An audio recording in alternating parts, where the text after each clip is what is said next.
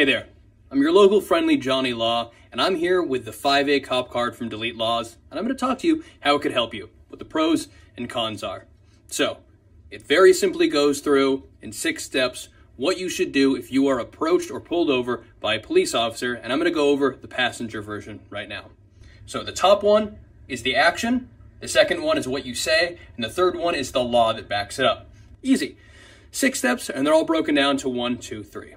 The biggest thing you can remember here is to always keep your 5A cop card on you, so when you're in a situation, you know what to do. You don't have to rely on memory. It's just right there, and you can read off the card. You can even hand it to the police officer. And always make sure you're filming. Anytime you have an interaction with a police officer, film it. We film from body cams and dash cams. You should have your own as well. So the first thing to do is if you see a cop, you're being approached by a cop, is start filming, and if they can hear you, say, I invoke my First Amendment. Now this is the right to free speech, assembly, and press. Now this is covered by 2017's Turner v. Driver. It says you are allowed to be your own press, you are allowed to be the media when you have an interaction with a police officer, or if you see someone else having an interaction with a police officer. 2, when a cop approaches you and says anything at all, while filming, you say, I invoke my Fifth Amendment rights to remain silent, right? You hear this all the time in cop dramas and procedurals and courtroom dramas. I plead the Fifth. It's the exact same thing you're doing. It's the right to not self-incriminate. Basically means you don't have to say anything. And the Fifth Amendment is upheld unequivocally. And if I say you don't have your Fifth Amendment right, if I continue to badger you, I can lose my qualified immunity, which grants me protections while on the job. Now remember, the biggest things here are you have rights, know them, say them out loud while filming. 3, if you're the passenger in a car and a cop orders you out, what you should do is exit the car and state, I plead the Fifth Amendment and I do not consent to searches or seizures. Now, technically you can try to film yourself and claim that you clearly do not have a weapon or are not a threat, but you can be arrested, you can be taken to jail, you can go to court.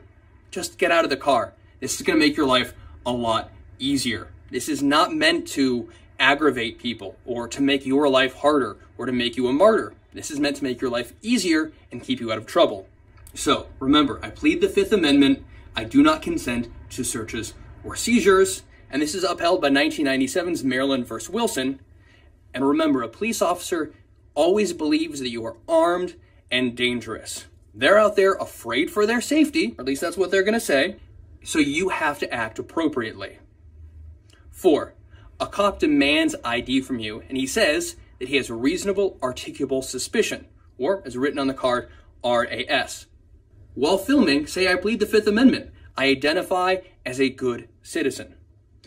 By identifying yourself as a good citizen, you have provided an ID. You do not have to show any sort of document, driver's license, or anything else that would identify you other than saying, I identify as a good citizen. Now this is upheld by Hibble v. Nevada. Now technically, this case infringes on your Fourth Amendment rights.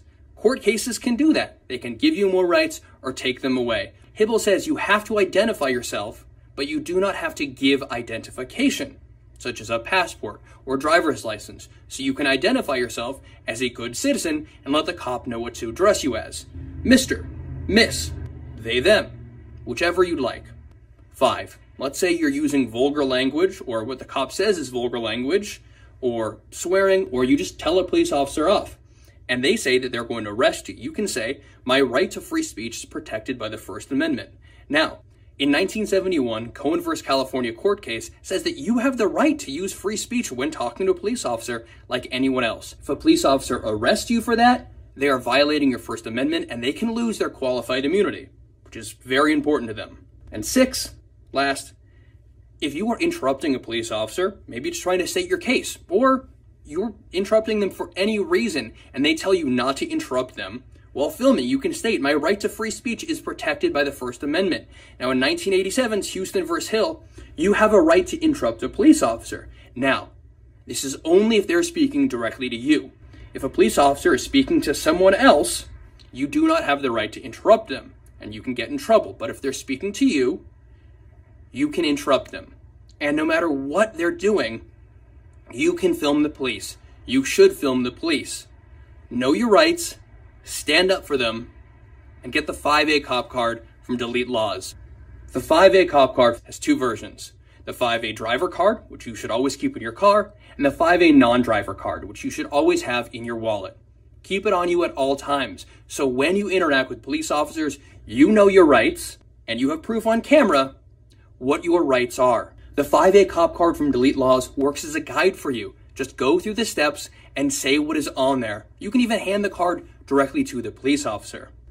Know your rights. Keep it in your wallet, so when you are in this situation, you know what to do. Have a nice day.